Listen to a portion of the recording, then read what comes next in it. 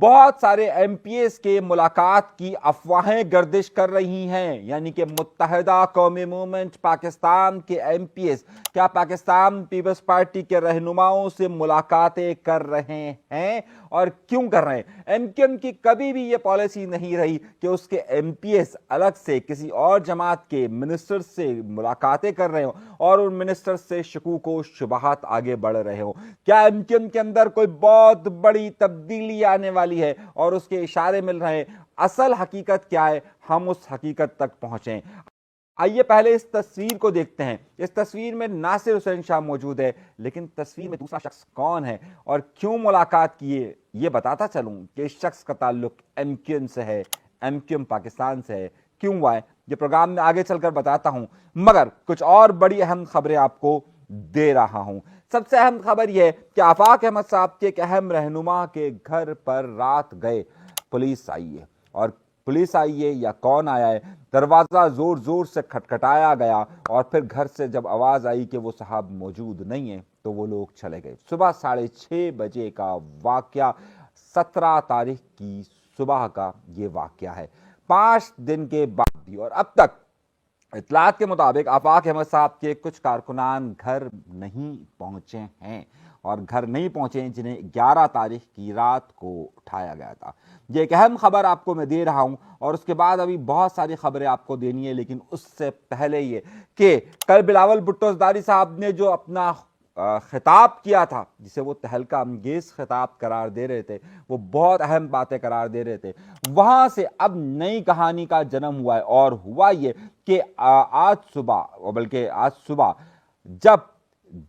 جب بلاول بھٹو زرداری کا قافلہ ٹنڈو جام سے نکلا تو کیا ہوا کچھ یوں کہ سندھ کے اندر ہی ٹنڈو جام میں بلاول بھٹو زرداری کے ایک قافلے کو روک دیا گیا۔ روکنے والے کون لوگ تھے؟ فوٹیج دکھا رہا ہوں آپ کو۔ بلاول بھٹو زرداری صاحب کے خلاف شدید نعرے بازی، قافلے کو روک دیا گیا، اور کینال نامنظور کے نعرے لگتے رہے، پیپلز پارٹی کے خلاف نعرے لگتے رہے، اور بلاول بھٹو زرداری صاحب کا قافلہ بہت دیر تک یہاں پر رکا رہا۔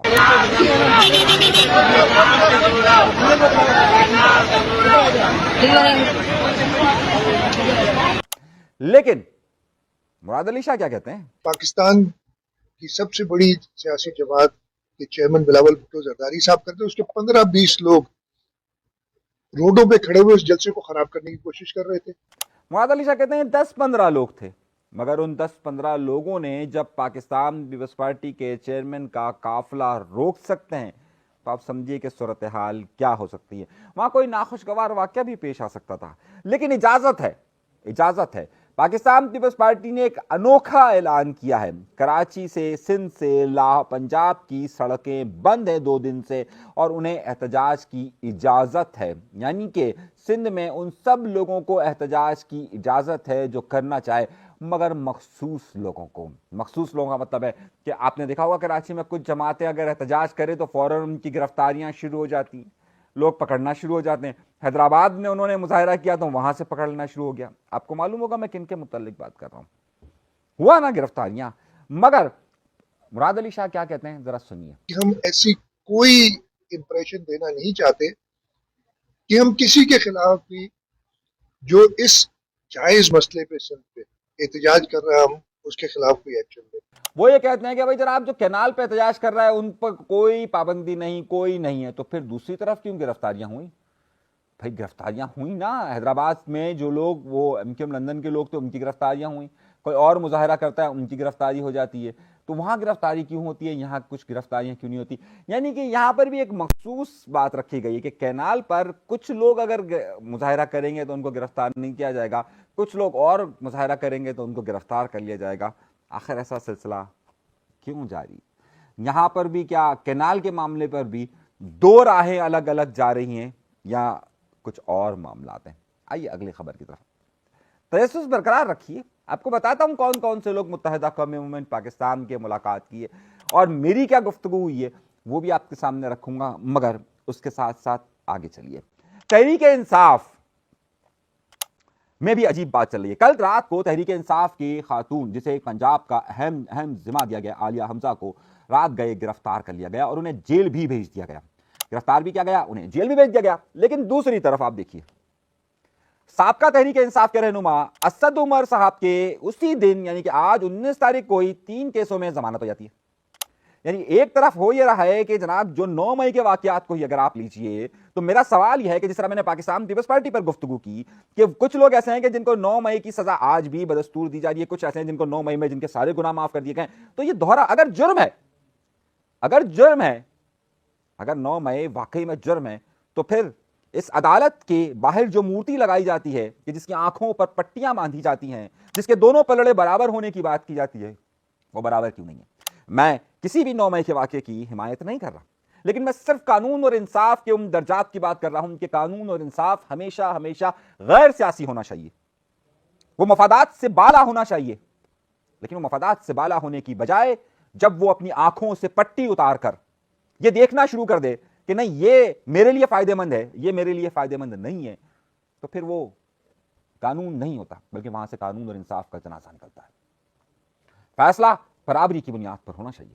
اگر ان کا قصور آج بھی وہی ہے, وہ جرم ہے, تو جرم کی سزا ہونی چاہیے. اب یہ کہا جا رہا ہے کہ 3 مہینے کے اندر اور 3 مہینے سے 1 مہینے کی تاریخ بڑھا دی, یعنی 4 مہینے کے اندر 9 مئی کے واقعات کا فیصلہ ہونا چاہیے. اس سے کیا ظاہر ہو رہا ہے کہ تحریک انصاف کے لیے آسانی پیدا ہونے کے کہیں پر امکانات نظر آ رہے ہیں؟ تو آپ کا جواب ہوگا نہیں نہیں نہیں نہیں, اور یہی بات ہم آپ کو شروع سے بتاتے رہے ہیں. لیکن کیا اس سے یہ سمجھا جائے کہ ان کا سورج پھر طلوع نہیں ہوگا؟ یہ ممکن نہیں ہے.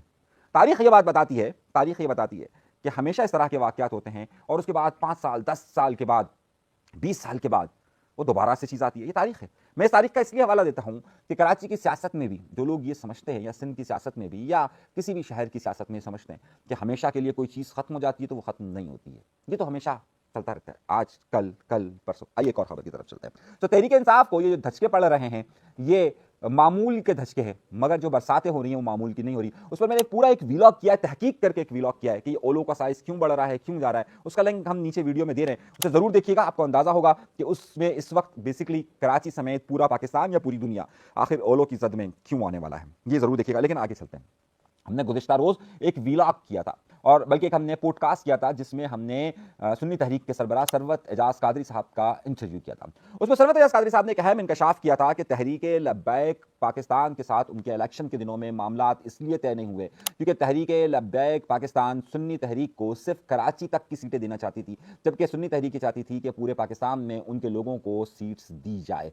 اب اس حوالے سے ہماری گفتگو ہوئی اور ہماری بہت سارے اہم معاملات پر تحریک لبیک کے ایک اہم رہنما سے بات ہوئی کہ کیا یہ آفر تھی اور کیا یہ معاملات تھے. تو انہوں نے کہا کہ جی بالکل یہ بات ہے, اور ہم سمجھتے یہ ہیں کہ سنی تحریک کا اب وہ اسکیل پنجاب کے اندر یا وہ جگہ ان کا ووٹر اس طریقے سے موجود نہیں ہے, اور ہم سمجھتے تھے کہ سنی تحریک کا جو مین سپورٹ ہے یا مین ہولڈ ہے وہ اس وقت صرف کراچی شہر پر ہی محیط ہے. اسی لیے ہم نے وہاں پر گفتگو کی تھی. اور سنی تحریک کا جو دوسرا پارٹ ہے, یعنی کہ ایک اور گروپ بھی اس میں شاہد غوری صاحب والا کا, تو اس کو ہم نے پھر اپنے ساتھ اسی لیے صرف کراچی تک ہی ایڈجسٹ کیا تھا, اس کے باہر وہ ایڈجسٹمنٹ نہیں ہوئی تھی. یہ بات انہوں نے اس کی تصدیق کی. ایک اور گرفتاریوں کا سلسلہ. اہم بات یہ ہے کہ ہمارے یہاں پر اگر قانون سامنے موجود ہو, چیزیں سامنے موجود ہوں, اس کے بعد بھی آنکھیں بند کر دی جاتی ہے. نادیہ حسین ایک معروف ماڈل, بڑا مشہور جگہ پر ان کا ایک بیوٹی پارلر بھی ہے. صحیح ہے. ہوا یہ تھا کہ ان کے شوہر کو گرفتار کیا گیا تھا اور باقاعدہ 68 کروڑ روپے کی ایک ایسی ڈیل دیکھی گئی تھی جو ان کے اکاؤنٹ سے ثابت تھی. چور جتنا بھی زیادہ ہو, اور یاد رکھیے گا کہ مجرم جتنا بھی چالاک کیوں نہ ہو, ایک اپنے پیچھے ایک ایسی نشانی چھوڑے ضرور جاتا ہے کہ جس کے بعد وہ گرفت میں آ جاتا ہے. کچھ ایسے ان کے شوہر کے ساتھ ہوا. یہ بینکنگ کے ماہر سمجھے جاتے تھے, ایک بینک کے سی او تھے, انویسٹمنٹ کے سی او تھے, اور بعد میں یہ پتا چلا کہ جناب ظاہر ہے وہ جب اتنی بڑی چیئر پر موجود ہو اور بینکنگ کے چیتے ہو, اور وہ اگر پیسوں کو اس طریقے سے موو کر سکتے ہیں کہ بالکل معلوم نہ ہو کہ اندازہ پیسہ کہاں گیا, مگر وہ گرفتار ہوئے کراچی سے. اس کے بعد یہ دیکھا گیا کہ ان کی جو پیسوں کا اماؤنٹ کا سلسلہ تھا وہ نادیہ حسین کے اکاؤنٹ میں بھی آیا تھا. پھر نادیہ حسین کو پچھلے دنوں ایف آئی اے نے بلایا بھی. اب اس کہانی میں یہ ہوا ہے کہ 6 مزید شرفا کے نام آئے. میں لفظ استعمال کر رہا ہوں, شرفا کے نام آئے. یہ وہ شرفا ہیں کہ جن کے بارے میں آپ کو بہت جلد تہلکہ انگیز خبریں ملنے والی ہیں, اور یہ تہلکہ انگیز خبریں آپ کو بہت کچھ بتائے گی. ایک اور ویڈیو کلپ کی طرف چلتے ہیں اور میں بتا رہا ہوں. مزار قائد کے پاس ایک شخص نے ویڈیو بنائی اور یوں کہا کہ یہ دیکھیے طالبان آ گئے ہیں.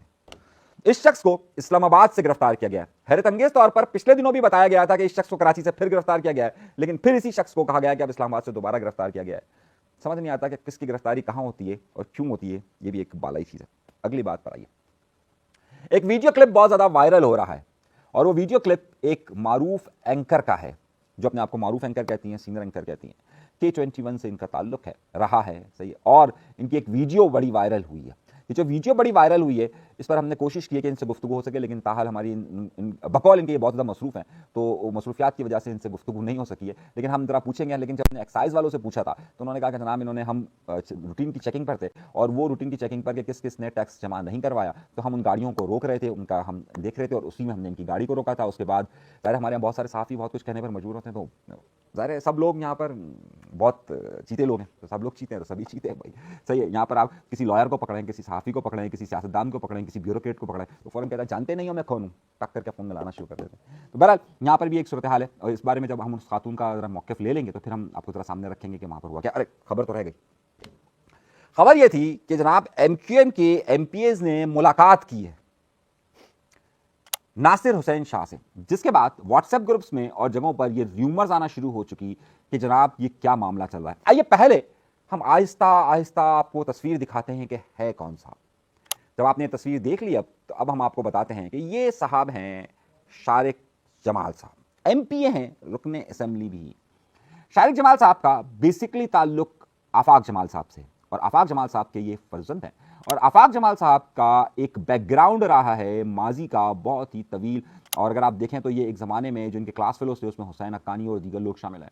इनका एक बैकग्राउंड रहा कि इनका पाकिस्तान कम्युनिस्ट पार्टी के साथ भी एक ताल्लुक रहा। इनके कज़न थे इस्लामुल हक साहब, वो PSF जब बनी थी उसके पहले सदर थे। ये जब माशाल्लाह लगा ज़ियाउल हक का तो उस ज़माने में अडियाला जेल और मत जेल तक भी इस्लामुल हक साहब रहे।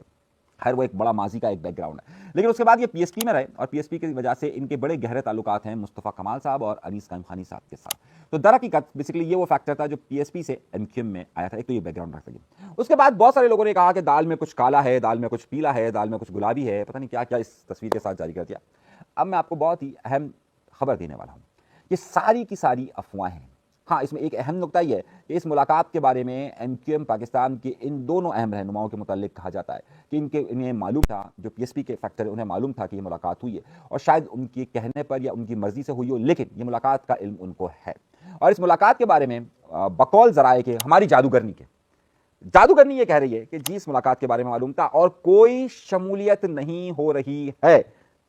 दोहराऊं फिर से, पाकिस्तान पीपल्स पार्टी में इस वक्त जिन MPA का ये जिक्र किया जा रहा है, तस्वीर दिखाई जा रही है, ये दर हकीकत एक मुलाकात है।